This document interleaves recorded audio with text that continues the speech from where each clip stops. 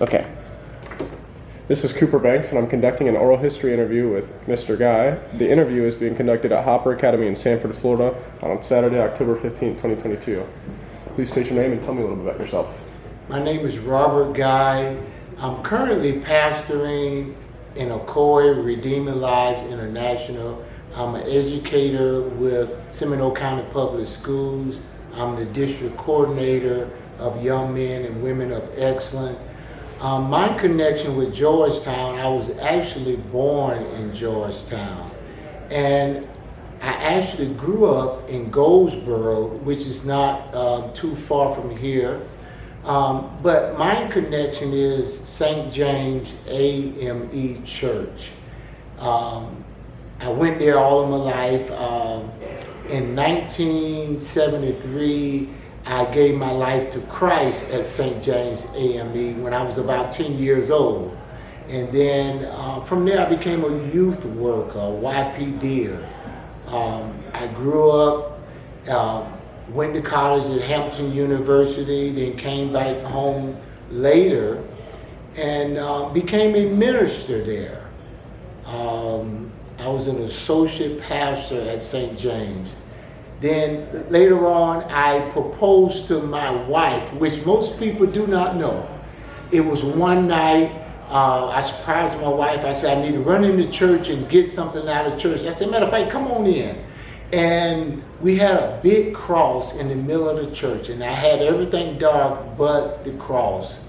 And I took her to the altar, and I bowed down on my knee and proposed to my wife, which is Geraldine Guy, which is the daughter of the former pastor at St. Paul, which is Amos Jones, and the daughter of Queen Esther Jones in Georgetown as well.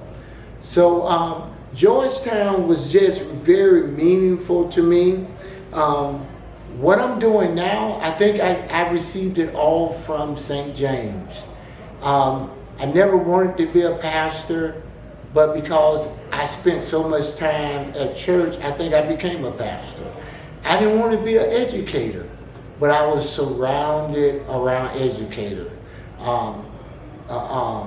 Principal Leroy Johnson, Deputy Superintendent Dr. Hopkins Evans, and the list go on and on. I was around so many educators.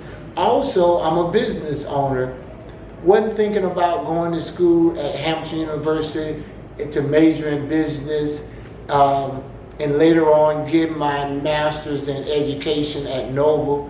But my environment painted a picture. A lot of the business owners, like D.C. McCoy, he owned the cleaners. He went to St. James. Mr. Daniels, which owned a gas station and also delivered kerosene, he went to St. James. Mr. Pope owned the cleaners.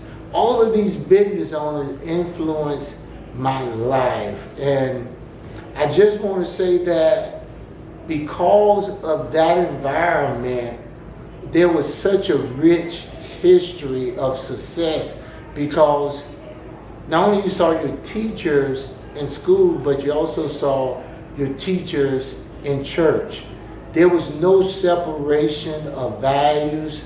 Your teachers knew your parents. They knew your parents' expectation. Those expectations carried on not only in church, but also at school. So I think that really made a difference in us growing up at St. James. And even back then, I think success was all around us. If you wanted to know what success looked like, everywhere you go, you saw success. Success looked like you, so you automatically saw yourself being successful. Crooms High School, I went there in my 9th grade year. I broke all the records in football, but also my Sunday school teacher was a counselor at Seminole High School where I attended. Also, one of my counselors at Crooms attended St. James as well.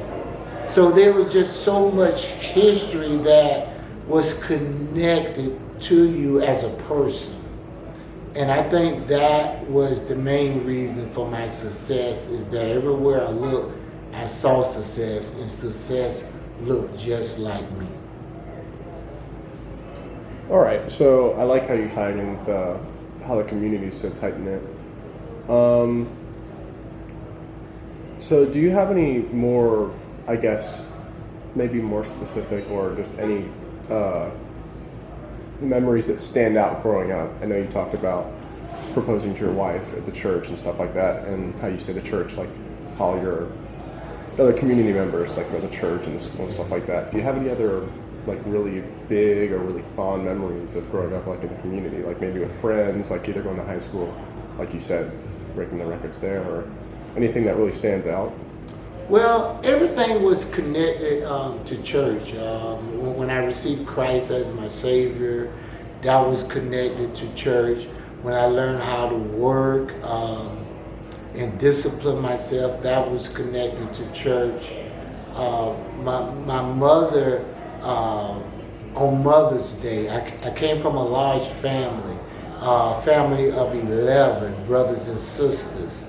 And we all came to church, and those that had families, they came with us. So Mother's Day was a big event in my family. I was raised without my father, but eventually my father and I, we connected and became best friends, and he became a member of my church.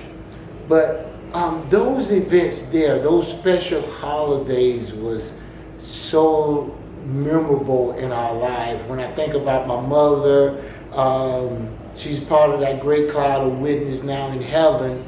But I think about all those Mother's Days that we had at St. James. Growing up, I had a speech impediment, but we had to do Easter speeches. So that means I had to overcome my speech impediment. I had to overcome stuttering. So that means I had to go home and practice and look in the mirror and really believe in myself, because those things they were required of you to be able to stand in front of the congregation and give your Easter speech. So all of those events helped shape my life. I'm standing up now preaching in front of people going globally on the social web, but all of it started from St. James, doing the Easter speeches.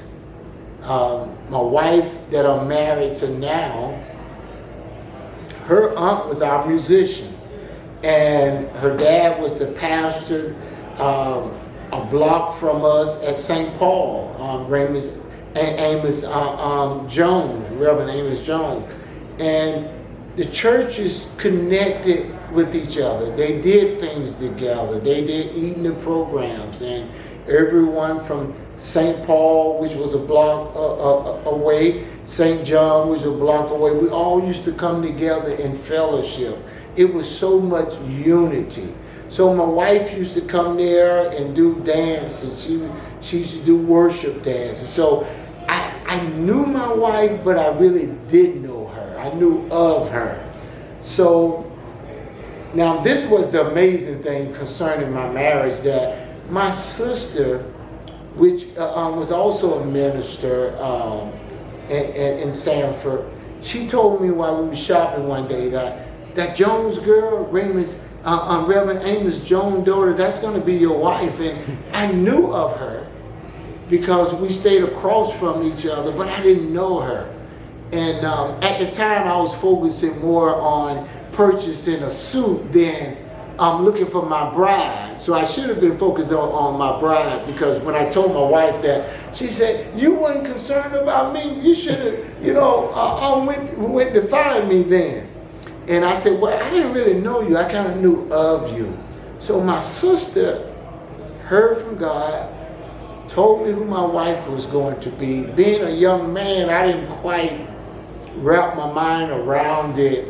And now we kind of look back at it and kind of laugh that God allowed my sister to know before I knew. And so all of that happened just between our churches, fellowshipping with one another. All right, so I want to maybe go in a little bit different direction when you talked about being a business owner, going to school for that. So, what's your experiences with like Sanford Avenue? Because I heard that was usually the busier place, or that's where the businesses were back in the day. Well, Sanford Avenue, for me, I experienced it when I was a young boy. My sister Shirley Guy Williams, Minister Shirley Guy Williams, she was working at one, I think it's Stokely, it used to be Stokely. It was a restaurant. And from time to time, she used to take us down there. So I used to see the people on Sanford Avenue. I was young then. And I remember going in, I think they called it a cafe back then, just sitting down eating and just seeing people fellowship and laugh and have a good time. Also, I do remember, I don't know if it was on Sanford Avenue, but there was a guy that owned a shoe shine store. Can't quite remember his name, but I remember people getting their shoes shined. And, being a young boy, I wanted my shoes shined, but I didn't really have the fancy shoes to be shined then. But later on, that became very important to me to always have shined shoes. So those are just some of the experience thinking back. I heard about people like Miss Douglas that I believe she was a principal, Mr. Johnson. All of them had nice homes on Sanford Avenue. Also, my uncle on my mother-in-law's side, her brother, he had a nice home. He was a former educator as well. So Sanford Avenue, more so for me, was all the big homes, all the two-story homes, and the fabulous businesses. When I think about Sanford Avenue, I just think about people that had not only entrepreneurship skills, but had a mindset to develop whatever that was important to them. And not only just the business side, but they had great minds and they had great ideas, and they would sit down and talk to you about just how to develop your idea. And how to just believe in yourself enough to invest in who you are. So that's what Sanford Avenue kind of really meant to me. Okay. Trying to think of some more stuff. Is there anything else you'd like to talk about, or just making sure I get across any idea that you'd like to? Well, when I think about my brother being in church. He was very gifted. His name is Charles Guy. He was like a year younger than me. He was very gifted in singing, and the Lord used to use him mightily in the choir. I was just in the choir mainly to pray, but I couldn't really sing. Mm-hmm. And I just remember music back then was so important. I remember the music teacher, Miss Brown. She was a musician. I remember Miss Sylvia Stallworth. She was a music teacher. But also, not only they was music teachers in the church, they was music teachers in the school system. So it was such a connection there. I remember us just learning how to develop our gifts and our talents, not only at school, because teachers, they taught you more than reading, writing, and arithmetic. They will look for your strengths, and they will look for your talents and your gifts, and they will highlight those things. So they was more than just a teacher. And even at church, learning the music scales and the do, re, mi, and different things like that you really don't see now or even care about now. I think about all of we all went to church. whether you had means, financial means, or whether you didn't. I mean, just the principle that God was the ultimate authority and judge. We all was in agreement on that. When I think about St. James, I also think about, or the community, they had a school bus that they painted. St. Paul had a school bus in Georgetown, St. James had a school bus, and I believe St. John had one too. And they used to go through the communities and also the low-income housing authority and just pick up kids and fill up the bus and bring them to church. And so those experiences just were so rich and so rare. And to think about them now, that you had a school bus that was painted, that made it a church bus that went throughout the city and the community and bring people back to Georgetown. The taxi drivers, they were so important back then. It wasn't just transportation like Uber, but they became a part of the history. They told you about things when using the cab. They talked about different locations and different residents and just different landmarks while you was in the cab. So, they was the history teacher on wheels. I think about even when I moved from Georgetown to Goldsboro, there were so many people became ministers that worship at St. James and St. Paul and St. John that grew up in the church, that became pastors later and ministered. Now, if not at St. James, within the AME system. And the other thing that really comes to mind about Georgetown, just being born in Georgetown, I was born by a midwife. And back then, the midwife was the person that really kind of delivered babies. You didn't really go to the hospital then.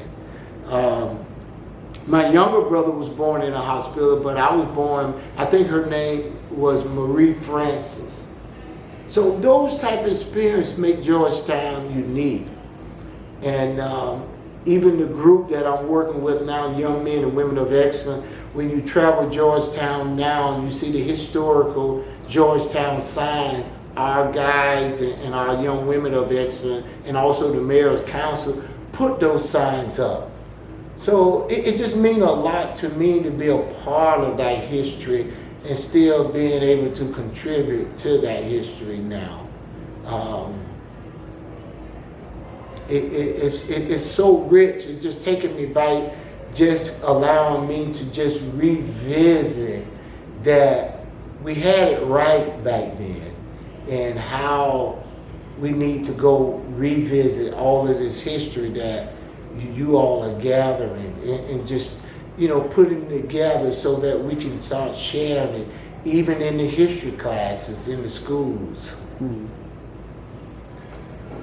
I like how you said, like with the community, like you said, when we gather all that information, showing how much people really came together. So you said you came from a family of 11, correct? Yeah. So how many, because I know you said your sister was part of the church, how many of your siblings actually went on the same path that you did? Did most of them fall on that same path? Well, all of my family is still in the church. I'm interviewing right now. We have only my sister and I became ministers. Now we have other sisters and brothers that are deacons and deaconesses and working in the church. Some are photographers, ushers, and doing different other things in the church in different capacities. But we was taught to believe in God and worship God. And And one other thing that come to mind, on Sunday, before the movie Soul Food came out, even though we was living at that time, we had moved from Georgetown into Castle Brewer, which is a low-income housing complex. Sunday meal was always important. And around Sunday meal, friends would come, family members would come. We would eat and talk about things like we're talking about now. And, that happened every Sunday. And that brought families together. That kept the bond together of being a close-knit family. But it was all surrounded around food. And even though we had a large family, my mom always would cook more food because she expected the people to come over. My mom didn't drive, and one of the church members, Herbert, people used to take her home because she's the usher and he was over the usher, but he always used to come and sit down and eat a meal. And my mom used to cook before she went to church because Sunday dinner was just so important. It was just so rich and so important. All right, so just to finish up, do you have anything else you'd like to say? Anything pop in your head as we're going through this? Anything else you'd like to share? The only other thing I think about is that I think about one of my, I have so many mentors, but one of my mentors, Harry Sanders, now is also a member of St. James. When I was in college, away from college, and just graduated from Hampton University in Virginia, and just trying to establish myself, he allowed me to come stay with him. He had a big, beautiful home, and my money wasn't any good. That means that he wouldn't accept any money from me. And those type of bonds not only was established in Georgetown, but they maintained themselves outside of Georgetown, even when I became an adult. So those type of connection from Georgetown, it was a lifetime connection. All right. Well, Mr. Guy, thank you again for sharing your time and speaking with us. This has been Cooper Banks at Hopper Academy on October 15th, 2022.